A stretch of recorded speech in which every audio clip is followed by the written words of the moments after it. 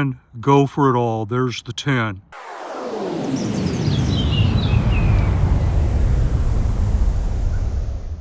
Tonight's exercise is the first field test of the FENIX LR36R I have right here.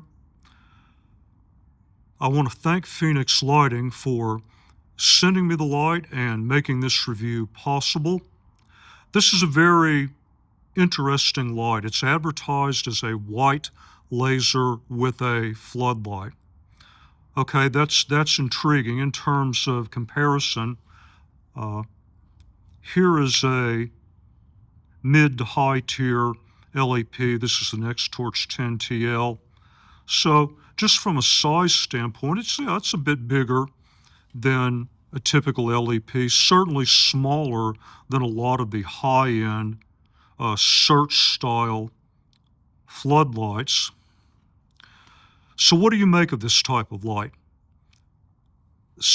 Everything in life is a trade-off.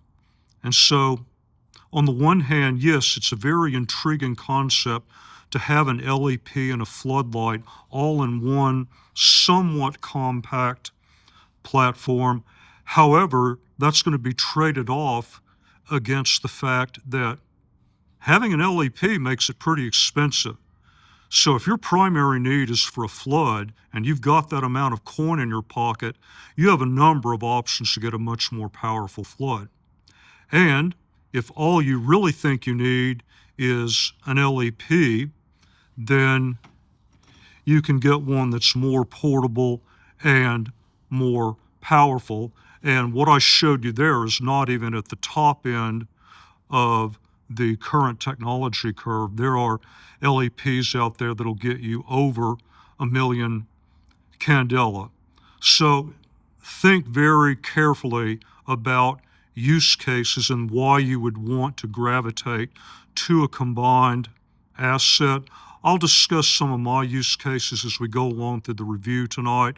I don't want to spend too much time babbling on here, but I do want to set what I think is an important stage for a pretty hefty financial investment for most of us.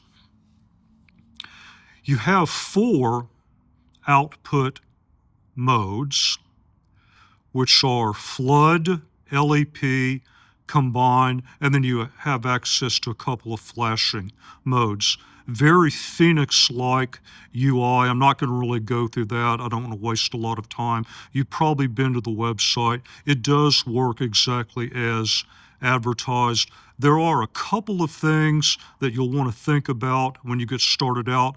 I'll discuss those as we progress through the night. The most interesting aspect of the UI is the ability to adjust the level of illumination with this dial. So once you get out of lockout, you always move into flood. Hopefully this shows up okay on the phone. As I shift the dial, I'm progressively moving the level of illumination up. Then I can move back to where I started. I can use the switch here to go to another mode, or I can move it back to lockout. So the ability to dial in a specific amount of illumination may be one of the most interesting features of the light, and it may be probably the final selling point. I know in my mind, this adjustability is probably the aspect that if I end up using this light in search and rescue, it will be primarily for very specific use cases where I want the combined flood and LEP, but the ability to make this type of adjustment. So in terms of flood, in terms of LEP, I know you're going to want to take a long, hard look at it to see what you get. Well, give me about another 45 minutes to an hour. We'll get started. We're starting with the LEP tonight, looking out over the lake. If I go all the way in the distance, there's a post beyond the opposite end. Okay, right there you can see one of the reflective signs on that post. And of course, we're at the lowest LEP output right now, so let me dial that up. Keep going.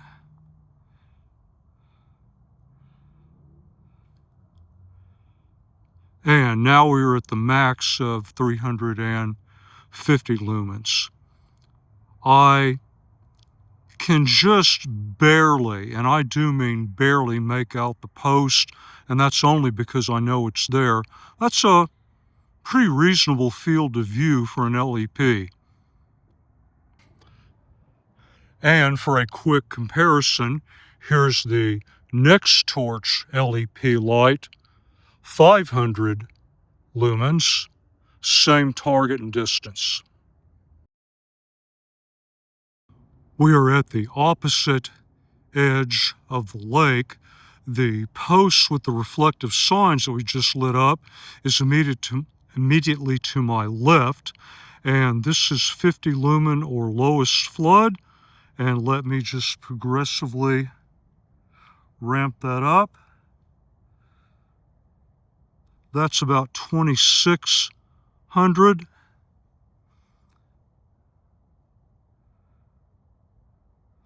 5,000. Now let's go all the way up to the full 10. There you have it. You can get an idea of the field of view. It's almost, but not quite, out to the extent of my peripheral vision.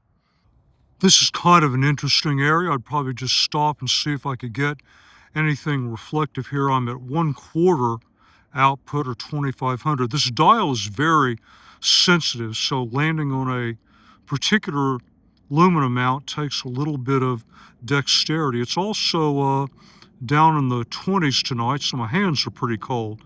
But let me work this up. Okay, I overshot it. Undershot. Okay, there we go. There's halfway, or 5,000. And then let's run it up to the full 10.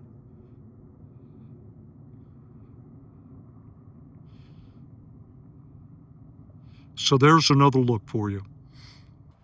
So here is looking out over the lake into a tree line. Line of sight's going to be 50, 55 yards to the opposite. And there, we're halfway up, 5,000 lumens on the flood. So now I'm looking at the LEP at its peak output at a tree line a few hundred yards away. I definitely need peak output to see inside the tree line. Of course, I would also need a magnified optic to assist with identification, although I'm growing increasingly interested in using my phone as I've got it set up now. It's an ultralight field tripod and iPhone cage, and I can get pretty good results just taking photos with 3 to 5x magnification.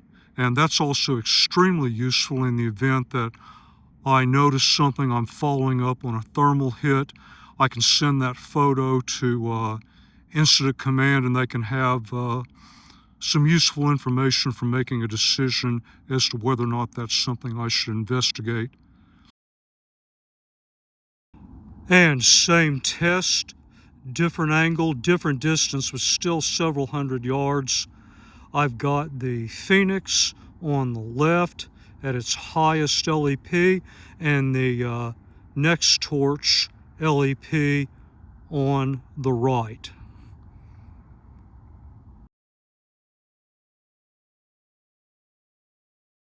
All right, this is going to be a little hard to film with the rig that I have, but I want to show you what it's like just walking along. This is constant turbo flood.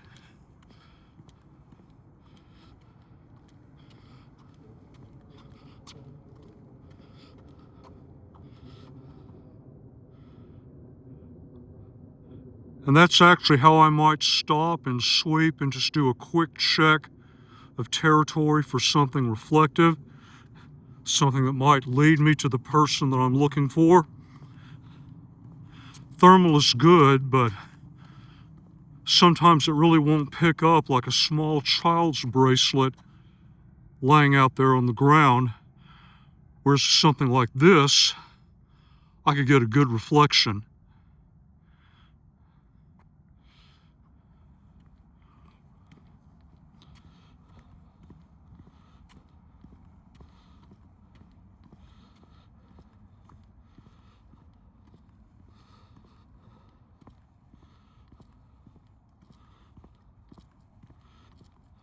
All right, I've got one more view to show you with flood, and then we'll go wrap this up for the night. So all of my other shots have been in wide open areas, light pollution from the surrounding city. We're at a bridge now overlooking a creek, 50 lumen flood. Let me work that up. That's about 1,100.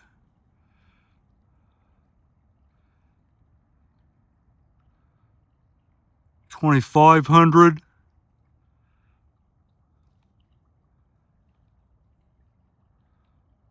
5,000. And go for it all. There's the 10.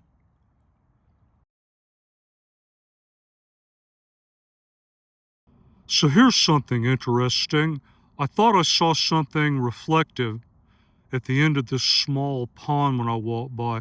I've got my headlamp cranked up to 2,000 lumen spot. That's turbo. I mean, I can get back there and do detection, but I can't really see the level of detail that I would like. This is the LR36R. Now, I've just got the LEP on 70 lumen. This is just perfect. I mean, I can see really fine detail back there. I appreciate that it may not show up on the phone. Let me try something real quick. Okay, there's 2x. Maybe that'll give you a little bit better view, but you don't actually need a million candela and a mile throw or something like that. That's fun to have, but just from a practical perspective, I think this shows how useful the LEP could potentially be. And we're back where we started. Well, actually, I was at that table when I filmed the introduction. The overhead lighting here is a bit better. In terms of carry, I did not use the holster. I'm wearing a Columbia jacket tonight that has relatively deep pockets, so I just carried it loose in the right front jacket pocket. For the most part, I didn't even know it was there. So I would say good marks in terms of portability. In terms of performance, I suppose this is my third outing with the light. I also did about 8 minutes of off-camera testing. I suppose my conclusion, if I had to make one at this point, is that both the flood and the LEP are adequate for a number of tasks that I might normally do. It's not the best flood for the money you're paying. It's not the best LEP for the money you're making. So in terms of your use cases, your application, and most importantly, your money, do you really have good prime use cases for what might be described as roughly a mid-tier LEP? And is the flood also useful? Portability is good. The other thing that would probably swing this for me, at least in terms of occasional usage, is that ability to dial in a specific amount of illumination. I've got some really good lights, but particularly between medium high or high and turbo, I'm always in a situation, it seems like, where one output level just doesn't quite do it, but the next output level, while it definitely gets the job done, is overkill. Overkill means I'm overlighting. Overlighting means that I'm burning battery, but I'm not getting any significant return on investment for that extra battery that I am burning. So if I put all of them together, I think I would like to continue to evaluate this light, take it out to the LBJ grasslands again, run it through some more exercises. If there's something else that you would like to see in making a decision, let me know. And yes, I do have a comparison with the Nitecore P35i on the calendar. I don't know if I will get to it. On the other hand, unless you really have need for the convenience and portability of having that flood and LEP tightly integrated, you may honestly want to go look elsewhere for a standalone flood and or a standalone LEP. Of course, that is a choice that I'm going to have to leave to you. I'm just the guy who gets out here and hangs out with the wild animals and runs the tests. So on that happy note, I'm going to shut it down tonight.